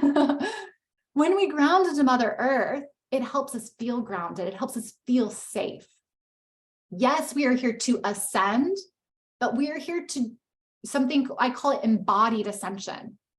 We're not here to be disassociated beings that are living out in the ethereal world, just la la la la la la. We're here to be grounded. We're here to be anchored. We want to be embodied, right? So not only are we ascending, we're ascending and we're ascending. We're doing it both simultaneously. And this is the merging. And that's why we come into the heart, which is this beautiful bridge in between our higher and lower selves. So we want to bring this higher vibrational light down into our body. Have you ever seen what happens? Like if lightning goes for a grounding thing, it grounds in, it needs to be received by something. So it's like we become these lightning rods, essentially. When we ground into Mother Earth, we become these lightning rods and we're able to hold this higher vibrational energy. Because if you're not grounded, my loves, you're going to fry your circuits. You're going to freaking fry your circuits. And I promise you, I've done that. Not only have I done that, have you ever heard of somebody having a spontaneous Kundalini awakening and then they're out for like a year? That happens where people get hit and they get hit on their spine and they have spontaneous Kundalini awakenings where all this energy all of a sudden shoots through their circuits and they have no practices that are titrating the energy coming through their body, allowing them to expand consistently and naturally in a more easeful way. And people quite literally have psychotic breaks where they aren't able they're literally living in like this disassociated, fragmented reality because they weren't grounded. They didn't know how to ground. So grounding is so crucially important. Not to mention Mama Gaia's got her beautiful negative electrons, which allow us to transmute energy. She's transmuting energy. So when you ground throughout your day, if I ever feel up here, I'll ground. I'll just ground real quick. And if you're experiencing discordant thoughts or emotions, you can release it to her. So if you're feeling stressed or something just happened or somebody screamed at you and you're just like feeling frantic, then just ground down and release, ground and release, breathe, ground and release. So the next practice is the chakra flow. If there are any Dr. Joe Dispenza lovers out there, this practice for him is called the blessing of the energy centers. So many different practices utilize. It's just allowing each chakra to open up and allowing that light to then be received and then to be received and then to be received and then to be received. So the intention here is to clear, balance, and align and activate the 7 main chakras for better energy flow and for optimal health of the entire 4-body system. And then the last one was the 12D energy shield. So your 12D shield is a platinum white light column of energy, an energetic boundary to protect your psychic energy field. It also helps you activate and strengthen your angelic light body, your Christos blueprint. So we are actually 12th dimensional beings. We actually have a 12th dimensional chakra system. The original, how we were created many eons ago was as angelic beings, 12th dimensional beings. We did not have physical bodies. And over the course of our history, we were disconnected. We were disconnected from our Christos blueprint. We were disconnected from our God selves, our I am presence, our Christos avatar, and our DNA was disconnected. So we were disconnected from the 12-stranded DNA to the 2-stranded DNA. And now we've reactivated back into the 4th strand DNA. And so our evolutionary journey is a reactivation of our 12th dimensional light body and our 12-stranded DNA. And this 12D shield helps you work with the full spectrum of light, the full spectrum of information, of God's light, of Source's light that is available to you. And again, so we're moving from the 7, I work with the 7 main chakras, but I actually work predominantly with the 12 chakra system. There's lots of 12 chakra systems out there. Cindy Dale is really fantastic. She's got an incredible chakra system that she shares, but I would actually, my favorite is the crystalline light body 12 chakra system that you can find shared in the Ascension Glossary. So the Ascension Glossary is an incredible resource. Like all resources, though, there is distortion. Anytime energy or information is being received through a conduit of an individual person or being, there's going to be a distortion because we have our own lives and imprints and experiences.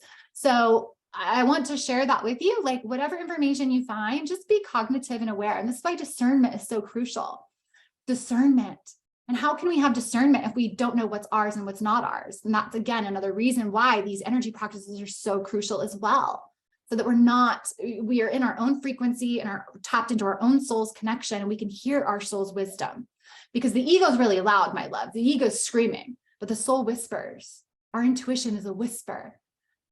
It's kind of like a muscle that atrophies, right? Like if you break your arm and you put a cast on it, and you don't use it, it's when you take that cast off, it's going to be so weak. And so you got to rebuild up that strength. Well, we've not been using our intuitive clair senses. We haven't been using and tapped into the subtle energy around us. So we're strengthening those muscles through regular practice. So let's talk a little bit about Reiki energy healing. So what is Reiki? Reiki, or the art of Reiki rather, originated in Japan, and it has been utilized for thousands of years. If you research Reiki, the more recent modalities have come forth since like 1927, 1930. But I'm here to tell you, Yeshua, our beautiful beloved Yeshua, Christ consciousness embodiment, he practiced Reiki. He studied Reiki. The ancient Egyptians practiced Reiki. So Reiki energy healing in and of itself is not new, but over the last 70 to 100 years, so many modalities, different Reiki modalities have come forth. So Reiki itself, the word Reiki, Rei means God's wisdom or higher power, and Ki, or Chi rather, is life force energy. So Reiki actually translates to spiritually guided life force energy. So Reiki in itself has been effective in helping virtually every known illness, every known malady, disease on a multidimensional level, physical, mental, and emotional. And there are, at this point in time, up to probably more 30 different types of Reiki being taught. And they really essentially operate on the same premises, but there are different nuances in there. And so if I have the permission from you all, I just want to share a little bit with you. So we're going to go into our energy healing, our collective energy healing practice, energy healing activation, beautiful meditative journey. But before we do, I just want to share a quick offer with you all that I am so deeply excited to be offering. Because again, I never thought I would offer this when I originally took my training for Angelic Reiki. And Spirit was very, very, very loud when I began the New Earth Ascension Academy, the 6-month program that we are deep into and within. Spirit said, you are going to offer them Angelic Reiki training. And so we are all going to be gathering together for Angelic Reiki training and certification next weekend. My goodness, not the coming up weekend, the 15th, but the 21st, 22nd, and 23rd. And Spirit said, open up this container for all who wish to participate in this particular modality. So how does Angelic Reiki differ from the other types of Reiki? So if you are familiar with Reiki energy work already, this is probably the number one question. You're welcome, Justin. It's my pleasure. How does Angelic Reiki specifically differ? So in a few very particular and important ways. And what's interesting is when I found Angelic Reiki, I knew nothing about energy work. I knew nothing about feeling energy. I saw the training and Spirit said, yes, I could feel myself pulling to it. And so I signed up and I had no idea what I was getting myself into. I show up at this training and they didn't tell me any of the things that I just told you. Like I knew nothing about energy and I felt so lost and so confused. And so before I decided to offer this training, I was like, well, I'm going to offer like an energy healing, energy work 101 to give people like the basic underlying foundational understanding of what are we doing here and why are we doing it and why is it important? How does it work? How does it operate? Because the more information I believe that you have, the more empowered you become to kind of make it your own. And that's the thing. That's why there's 30 different types of Reiki out there, because this isn't a modality that is owned by anyone. Source energy is not owned by anyone. Healing is not owned by anyone. And so it's really the source of the energy that differs in these different modalities. So Angelic Reiki specifically, the source of the energy, with traditional Reiki, the source of the energy is manifested and sustained by the practitioner. So it's their own life force energy that they're channeling into and through and sharing with the person. However, in angelic Reiki, the energy is pure divine energy from the angelic kingdom of light. So the consciousness of the practitioner within angelic Reiki does not affect the quality of energy being channeled. So it is the angels themselves, or the angelic kingdom, or whoever you're working with, not the healer, not the teacher, not the master who channels the energy, who channels the divine energy. So similar in the attunement process, unlike the other forms of Reiki, the attunements are done by the archangels themselves as emanations of source's perfective light. So this allows the most purest connection of divine source light energy to be received. So with the other practices, the attunements are done by the practitioner, meaning I would tune you. And that's what, and they're lineage based, right? So they got attuned by somebody and that they passed it down to them, and then they pass it down to them. And so it's very lineage based, almost hierarchical in a way. And angelic Reiki is not like that. The attunements, I am facilitating the attunement for you. And so the archangels themselves are actually the one doing the attunements. Also in the practitioner's role. So in traditional Reiki, if you've had Reiki, they go from chakra to chakra, hands on each chakra, or they'll put their hands on different body parts. You say this hurts, and they'll put their hand there. And so they're actually utilizing their own intuitive capabilities to kind of feel through your energy body to find out where they perceive you needing the energy healing. So with angelic Reiki, it's the practitioner's role is much more passive. So you actually allow yourself to be guided by the angels, ascended masters, or galactic healers. We actually don't just work with angels in that modality. We work with lots of incredible healers. But the practitioner acts as a conduit. And while the energy of the angelic kingdom is being channeled into the recipient, so we just become conduits of that energy. So deeper multidimensional healing. So whereas traditional Reiki works at the level of the energetic patterns themselves, angelic Reiki goes much deeper to release the root causes of those patterns, which are being held at a multidimensional soul level. Angelic beings, entities, ascended masters, Mother, Father, God, source itself is the one that is guiding the process. They're the ones that are identifying and dissolving the subtle seeds of imbalance and clearing the memory traces of trauma and suffering across all timelines. And in fact, I like to take it a step further. So in fact, the training that we're going to be undergoing, I have actually added my own steps because this is what this reality is about, right? Like taking the best of everything and then making it your own. So in the angelic Reiki training that I'm going to be offering, we're going to be working in a quantum angelic space, meaning we are truly allowing those frequencies to be received across all timelines, all embodiments that we're having, all that is encompassed in our full 12D cellular container, which if you only knew how many lives that is, it's quite incredible. I won't get into the nuances of our monadic container and all of that, but it works at a much deeper and much more multidimensional way than traditional Reiki does, which is very much more like, let me work with your existing aura here now to just cleanse discordant thoughts or discordant emotions.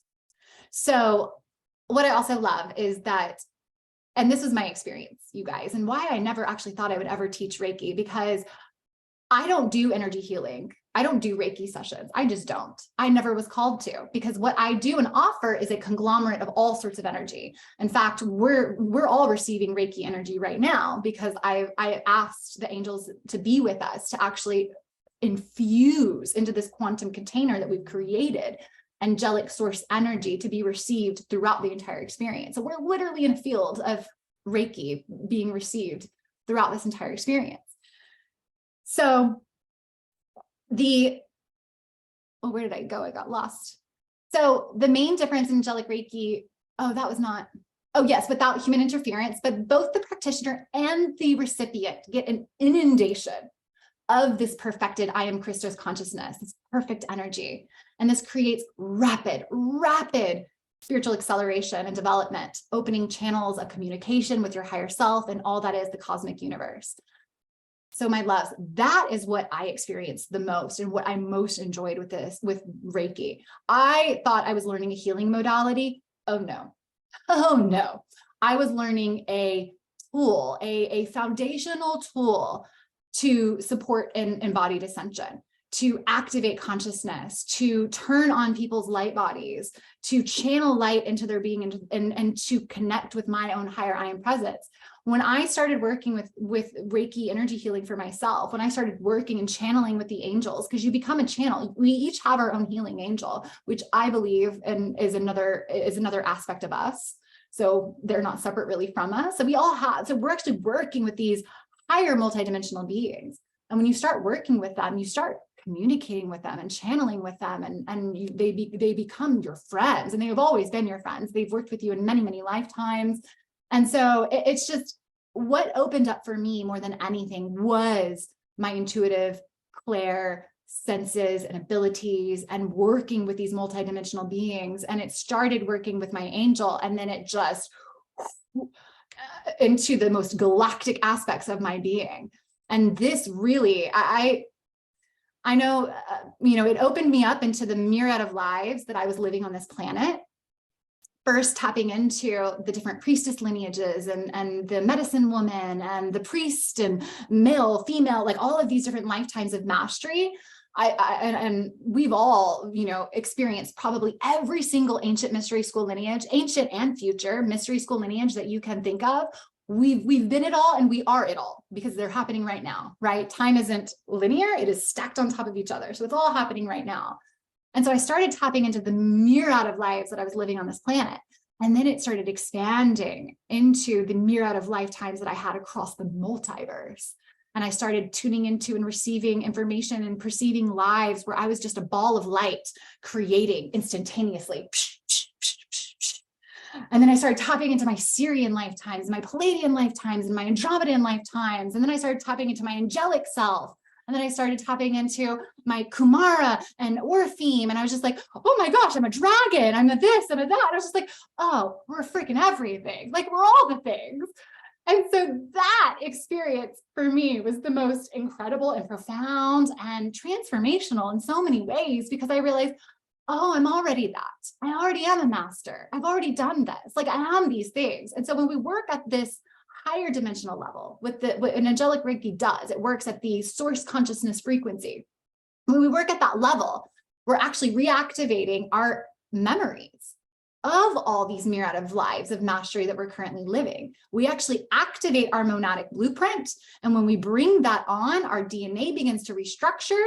And that is our memories. Our cellular memories exist within that. And we begin to remember the lives that we are living. And we get to tap into them. And then we begin to realize, oh, it's all happening now. Oh, I can rewrite the past. I can rewrite those lifetimes. I can actually receive in now time. I can heal. We can heal. And it just opens you up to the incredible miracles and magic of this universe, my love. So this, of all of the things that Angelic Reiki offered me, this was the most important piece for me. And so I was really quite surprised when the angels were like, you're going to teach this. I was like, really? I never thought I would. I just thought I was going to, and I never thought I would, do a session either on anybody. I do healing sessions, or I don't even call them healing sessions. I call them activational sessions, because no one we're coming back into wholeness that already exists within us, right? Really, what is the healing process? It's the elimination of everything that's not us. Eliminating this discordant thoughts, emotions, beliefs, perceptions, right? That's stuck in our body, that's not us. So really, it's a peeling away of all of the onion layers and a return to our innate perfection. So let me stop share here. Okay, I'm going to just show y'all really quick. Sweet DNA dropped into the chat already, the link for Angelic Reiki. So if this is calling to you in any way, shape, and form, if you're like, yeah, I want to learn that, I want to take this even deeper, even further, I'm going to be hosting Cosmic Angelic Reiki, and I would dare to say Quantum Angelic Reiki, because again, I've added additional steps and layers based off of my information and knowledge around the quantum fabric of reality. So I've converged all the energy trainings that I've received, which is a plethora, all the energy trainings that I've received, and I'm created. So yes, we will be doing Angelic Reiki attunements. Yes, you will become certified in Angelic Reiki. Yes, you're going to get a beautiful certificate. And it's going to take place again in 2 weekends, 21st, 22nd, and 23rd. The energy exchange is $333, but I have provided you guys with a beautiful discount code. If you use the code Lightworker in all caps, you'll get $55 off the pay in full amount. There is an option for payment. So if you want to break that up into 2 payments, you can break it up. And I think for the first payment, it would only be like $155. So it's going to be a live online 3-day practitioner training and certification for Angelic Reikis 1 and 2. So we're going to knock them both out in 1 weekend. So Angelic Reiki was actually channeled by Archangel Metatron.